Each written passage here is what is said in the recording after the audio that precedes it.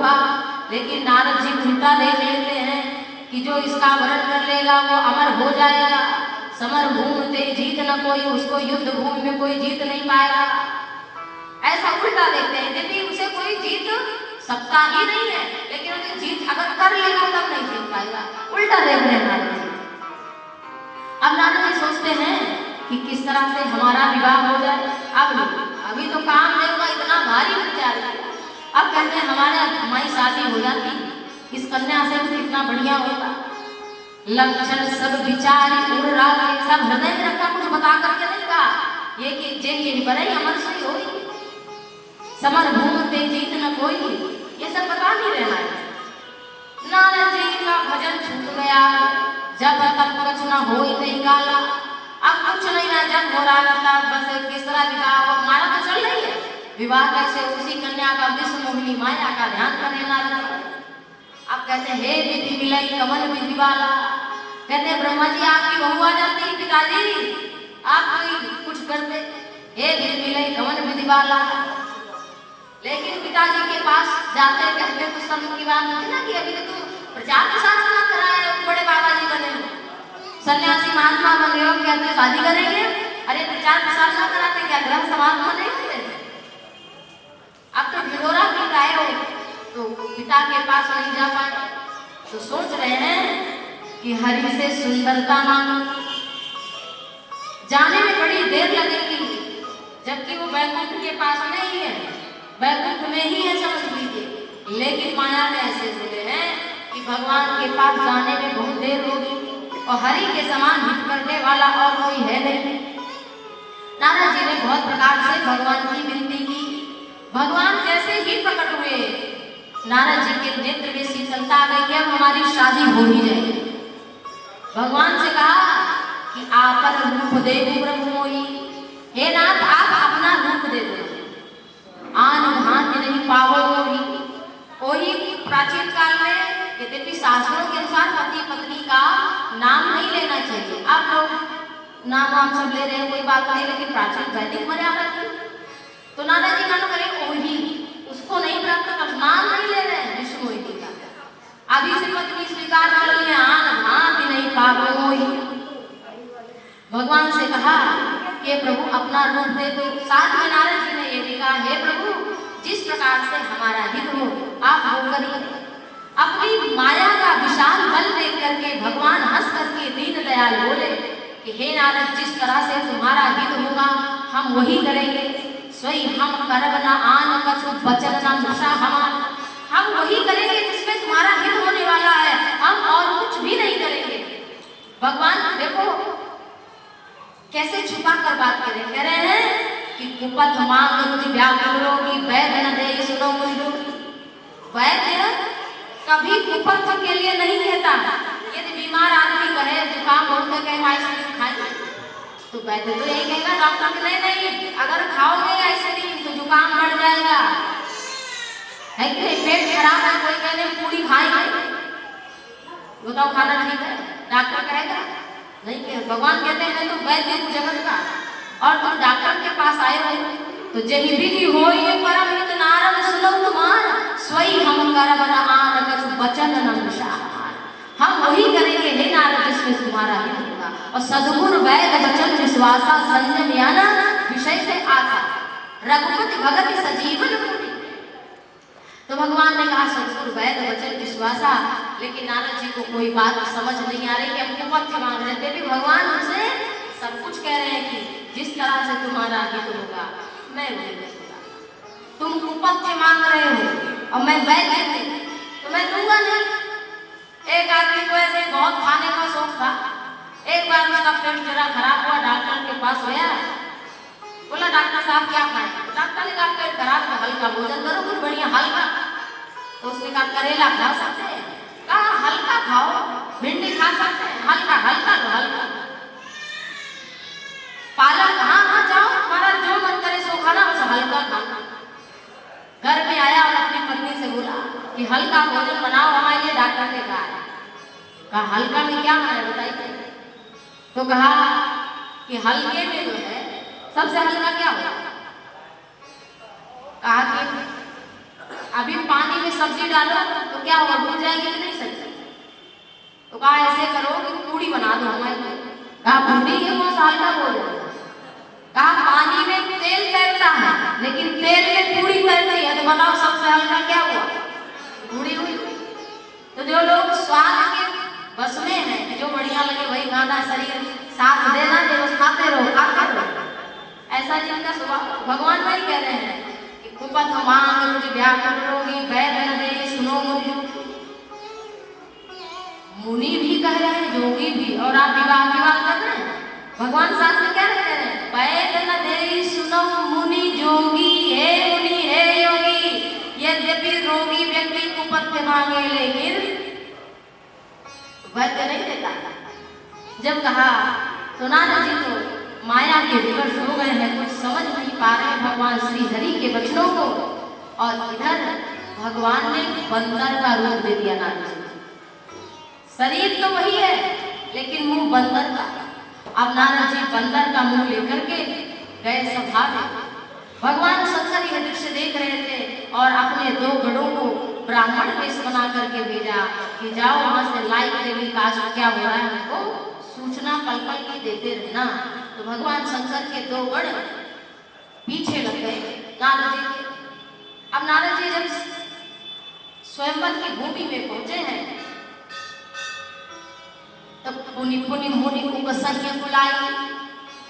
बड़े व्याकुल है नारद जी, कहीं ऐसा ना हो कि कन्या हमको देखे ना और किसी और के गले में वरमाला डाल दे तो बेचारी बहुत पछताएगी, कितने सुंदर वर से हमने विवाह न किया, बेचारी बड़ी दुखी होगी।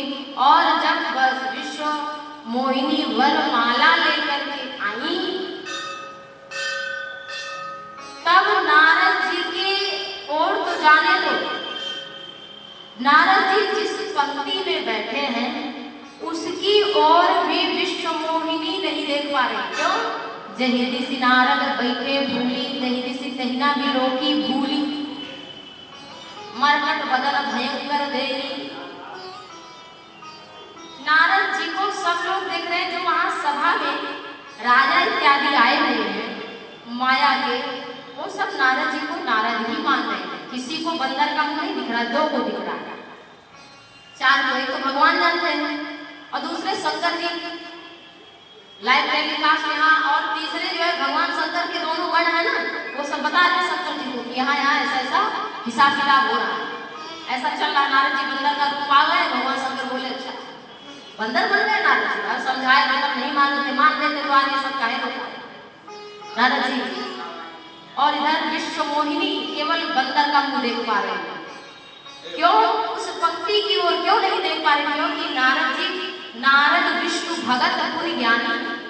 नारद जी वो तो माया चाहते हैं लेकिन भगवान के भक्त हैं, तो भगवान के भक्त के साथ में जो बैठ जाएगा उसका तो छोड़ो, जो भक्त है उसकी पंक्ति में उसका संग जो कर लेगा उस तरफ भी माया भूल करके भी नहीं देख पाएगी। उनके संतों की कौन है, उनके भक्तों की कौन है। और भगवान इधर नारद जी की बड़ी व्याकुलता बढ़ गई है। अरे हमें नहीं देख पा रहे, पुनि पुनि मुनि को सही अपनाई है, व्याकुल हो गया। अरे अरे देखो तो सही, देखो तो सही। नारद जी सोचे देख एक बार देख ले। उसी बीच में भगवान श्री हरि प्रकट हुए और गोस्वामी तुलसीदास जी कहते हैं दुल्हन लई गए लक्ष्मी वासा, दुल्हन लई गए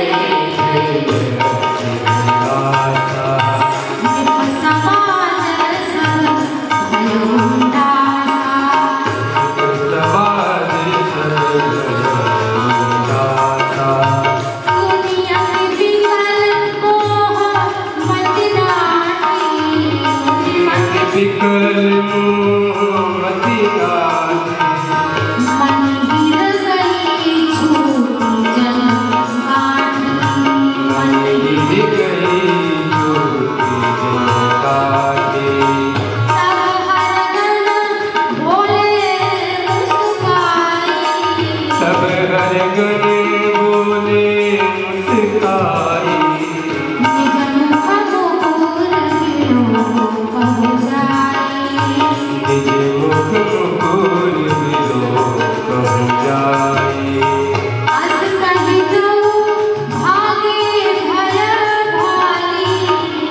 कहीं दो भागे भय भारी, बदन दीप मुनि बारिहारी, बदन दीप मुनि बारिहारी, बदन दीप मुनि बारिहारी। इधर भगवान श्री नारायण राजकुमार का वेश धारण करके आए और सभा के मध्य में विष्णु मोहिनी ने भगवान विष्णु मोहन को वरमाला पहना दी और वहां से अंतर्धान हो गए विष्णु मोहिनी के साथ। इधर नारद जी को ऐसा लगा जैसा कोई गांठ में मणि को बांध करके बड़े यत्न से रखा हो, लेकिन अचानक खुलकर कहीं गिर जाए मणि, ऐसे व्याकुल हो गए नारद जी। भगवान ना तो वहां सभा दिखी, ना विष्णु मोहिनी, ना श्रीनिधि राजा, ना वह नगर, कुछ नहीं, कुछ दिख ही नहीं रहा नारद जी को। और वहां पर केवल भगवान शंकर के दो गण दिखे और वो दो गण ऐसा कहकर के भागे डर रहे हैं कि नहीं नारद जी हमको डांट ना दे, क्योंकि नारद जी को बताया नहीं था ना उस समय कि आपका बंदर का मुंह हो गया है। तो कहा कि जाइए अपना मुंह आप पानी में देखिए। नारद जी गए, अपना मुंह देखा बंदर का, बड़े क्रोधित हो गए। बेश विलोप क्रोध अति गाढ़ा बाढ़ा, तिनहि शराब दीन अति गाढ़ा। नारद जी जल में अपने मुख को देखते हैं, क्रोध भी आ गया। देखो क्या क्या आया नारद जी के पास, अभिमान आया, शंकर जी की बात, गुरु की बात भी नहीं मानी। उसके बाद भगवान के पास गए तो अपमान भी भगवान का हो गया। विष्णु मोहिनी को देखा तो काम के वश भी हो गए, झूठ भी बोल दिए और बचा था क्रोध, क्रोध भी कर लिया। भगवान शंकर के दोनों गणों को कहा कि हो निशाचर जाय तुम कपटी पापी दो, हंसे हम सो ले फल बहुरी हंसे मुनि को। जाओ तुम दोनों निशाचर हो जाओ, अब किसी मुनि की हंसी मत उड़ाना। अपना रूप नारद जी को पुनः मिल गया जल में देख करके, और नारद जी का क्रोध के मारे थोड़ा थोड़ा क्रोध नहीं है, इतना क्रोध आया है कि नारद जी के होंठ फड़क रहे हैं। हरकत अधर कोप मन माही, सपति चले कमलापति पानी। दौड़ते हुए भगवान विष्णु के पास, कमलापति लक्ष्मी नारायण के पास जा रहे हैं। भगवान पीछे ही पंथ में ले दल हो जाता, संग रमा सोई राजकुमारी। भगवान के धाम तक नारद जी को नहीं जाना पड़ा, भगवान बीच में ही मिल गए। और एक तरफ भगवान की अनंत आदि शक्ति श्री लक्ष्मी जी हैं और दूसरी तरफ भगवान की महामाया विष्णु मोहिनी विराजमान है। नारद जी बड़े क्रोध में है, विचार नहीं कर पा रहे हैं, और अंतिम जो प्रयोग है नारद जी के विकारों का वह भी प्रकट हो गया। भगवान से कहते हैं हमें एक भी नहीं अपना दो दो लेके घूम रहे हो, अच्छे घर में बाया दिया है, पूरे बाया सब पूरा सब लौटाऊंगा तुम्हारा, भले भवन बायन अब दीना अब पाओगे आपन फल। जैसा कि हम ऐसा तुम्हारे तुम स्वतंत्र बनते हो, परम स्वतंत्र न सिर पर कोई। अरे तुम स्वतंत्र हो, तुम्हारे सिर पर कोई है नहीं, तो तुम्हें जो अच्छा लगता है तुम वही कर लोगे। अरे तुम तो सदैव से छलिया हो, छल करते आए हो, भगवान को कहते हैं। अरे समुद्र मंथन के समय विष शंकर जी को पिलवा दिया था तुमने, असुर सुरा विष शंकर और असुरों को शराब पिलवा दी थी। असुर सुरा विष शंकर आप रमा, और अपना उस समय भी लक्ष्मी को ले लिए थे और सुंदर कौस्तुभ मणि में खुद धारण कर लिया था।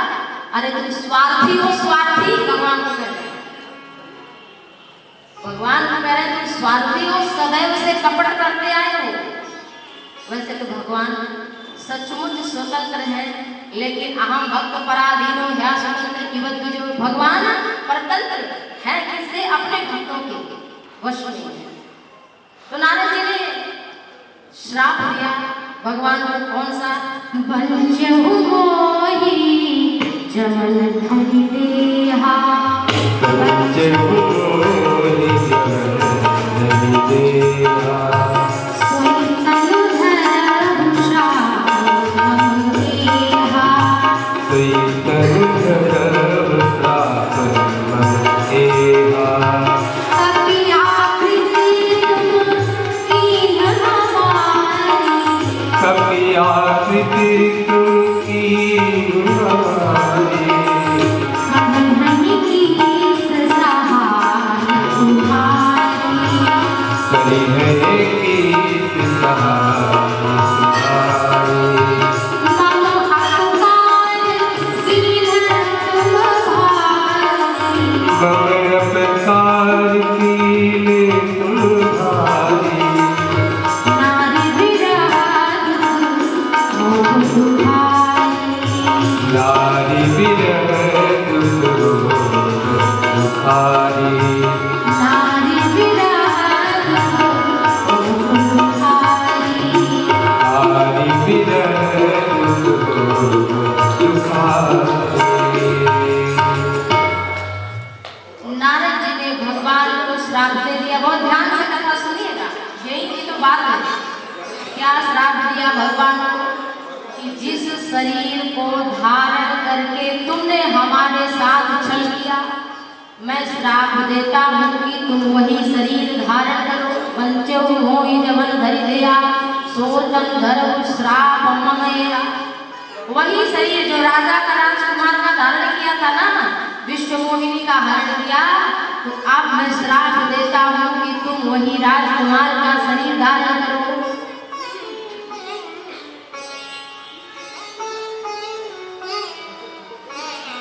और कहा कि तुमने हमारा बंदर का मुंह बनाया। कथा बहुत ध्यान से सुनिएगा। कहा कभी आकृत तुम कीन हमारी, हमारा तुमने बंदर जैसा मुंह बनाया, तो तुम्हें बंदरों से सहायता मांगनी पड़ेगी। और हमें नारी का विरह करवाया, तो मैं श्राप देता हूँ कि तुम भी नारी के विरह में तड़पो, जैसे आज मैं तड़प रहा हूँ। मेरा जैसा अपकार तुमने किया है वो सब तुमको प्राप्त है। भगवान, बताओ भगवान से कोई श्राप दे सकता है? लेकिन भगवान को मम कौतुक, भगवान सोचते हैं कि हमारी कोई लीला खेल और मुनि का। तो भगवान ने कहा कि आपका श्राप हमारे सिर माथे पर आपने कृपा की। भगवान बोले कि संत कभी किसी का अपकार कर ही नहीं सकते, कभी बुरा नहीं कर सकते। संत, आप संत हैं। अरे भाई, आपने कहा राजकुमार का शरीर धारण करो, तो नरसन तम नहीं कौनो देगी, नरसम नहीं कौनो देगी, जीव चराचर जाचर देगी, है कि नहीं? बड़े भाग मानुष तन पावा, सुर दुर्लभ सब ग्रंथ निगावा। तो इतना सुंदर मनुष्य का शरीर, और वो भी राजकुमार, भगवान कह रहे हैं। और बात आप कह रहे हैं कि नारी का विरह। अरे ठीक है, नारी मिलेगी तो विरह होगा तो होगा। अरे बंदर की सहायता तो सहायता किसी से मिल जाए, सहायता तो आपने सब प्रकार से हमारा हित किया है। और इधर ये आंखों देखी हाल भगवान शंकर के गढ़ बता रहे हैं कि बंदर सहायता करेंगे, ऐसा श्राप नारद जी ने दिया। जो जो श्राप दिया शंकर जी को उनके गढ़ सब चुपके चुपके अभी भी देख रहे हैं। उनको भी श्राप मिला कि तुम दोनों राक्षस हो जाओ, घूम रहे हैं कि नारद जी गए कहाँ, पीछे पीछे चुपके लगे। शंकर जी को आंखों देखा हाल बताया, तो शंकर जी ने प्रतिज्ञा कर ली कि अब बंदर कोई और नहीं, मैं शंकर ही बंदर बन के जाऊंगा। शंकर सुवन केसरी नंदन तेज प्रताप